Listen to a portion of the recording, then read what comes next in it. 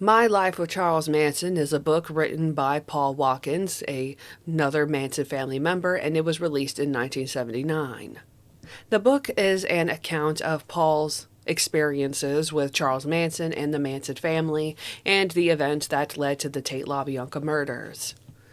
Watkins claims that he was Charles Manson's number two man, though this seems to be the only piece of literature throughout the Manson universe that seems to claim this.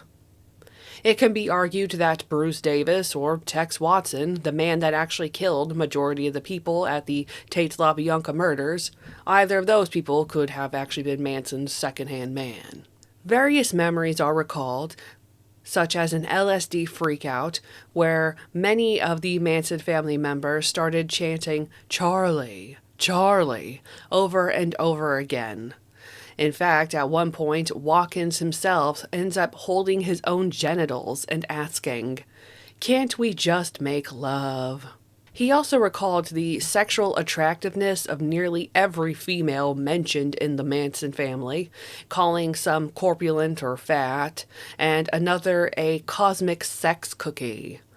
He also mentioned having a crush on Diane Lake, who, in her book decades later, barely mentions Paul Watkins at all.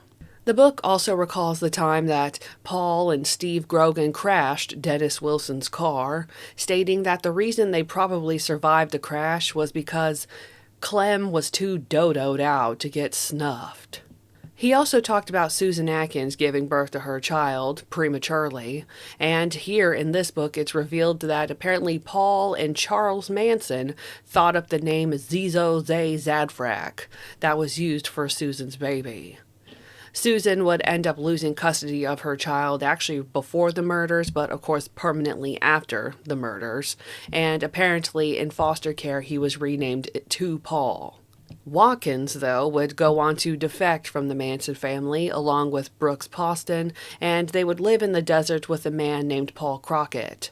Crockett was credited as the main person to help Watkins and Poston to start to see through Charles Manson's philosophy. The book ends with Paul testifying in court against Manson, stating that the truth will set you free.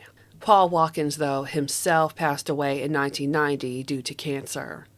There do not seem to be any reprints of this book, and today it is rare to come across any physical copies of it.